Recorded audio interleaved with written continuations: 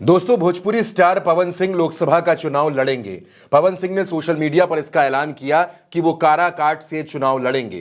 पवन सिंह ने कहा कि उनकी मां की इच्छा थी कि वो चुनाव लड़े और वो मां की इच्छा को पूरा जरूर करेंगे। दोस्तों, भोजपुरी स्टार पवन सिंह बीजेपी का दिया हुआ लोकसभा का टिकट वापस कर चुके हैं।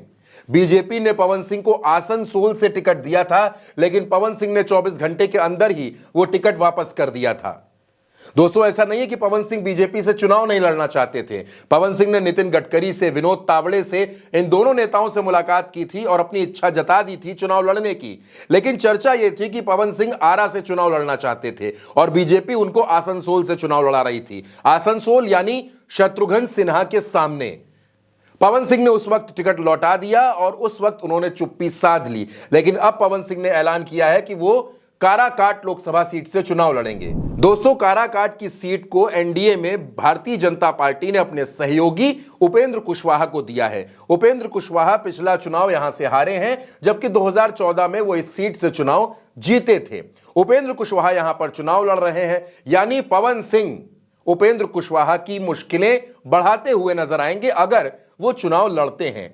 अगर बात करें इंडिया गठबंधन की, तो इंडिया गठबंधन में यह सीट सीपीआई के पास है और सीपीआई ने यहां से राजा राम सिंह को अपना प्रत्याशी बनाया है। यानी अगर पवन सिंह यहां चुनाव लड़ते हैं तो यह मुकाबला बेहद रोचक हो जाएगा, क्योंकि पवन सिंह यकीनन निर्दलीय चुनाव लड़ेंगे और अगर पवन सिंह निर्दलीय चुनाव लड़े तो पवन सिंह यहां पर सबसे ज्यादा नुकसान उपेंद्र कुशवाहा का ही करेंगे। ऐसे में जो फायदा है वो इंडिया गठबंधन के राजा राम सिंह को भी हो सकता है।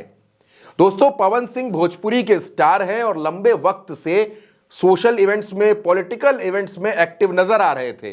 चुनाव लड़ने की उनकी इच्छा बेहद पुरानी है। वो चुनाव लड़ना चाहते थे, लेकिन भारतीय जनता पार्टी ने आसनसोल का टिकट दिया, जिस आसनसोल के टिकट को पवन सिंह ने फौरन वापस कर दिया।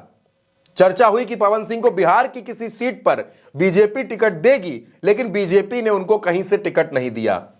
पवन सिंह पहले आरा की सीट से चुनाव लड़ना चाहते थे, लेकिन आरा में आरके सिंह मौजूदा सांसद है भारतीय जनता पार्टी के, तो पवन सिंह के लिए वहां भी जगह नहीं बन रही थी।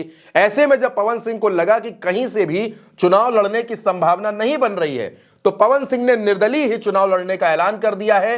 वो काराकाट से चुनाव लड़ेंगे। अब वो नामांकन कब करेंगे यह भी देखना होगा और पवन सिंह बीजेपी के लिए मुश्किल बनेंगे या इंडिया गठबंधन के लिए मुश्किल बनेंगे, यह भी वक्त तय करेगा। फिलहाल पवन सिंह ऐलान कर चुके हैं कि लोकसभा का चुनाव लड़ेंगे और पवन सिंह का लोकसभा चुनाव लड़ना बिहार की राजनीति को बेहद दिलचस्प बना रहा है।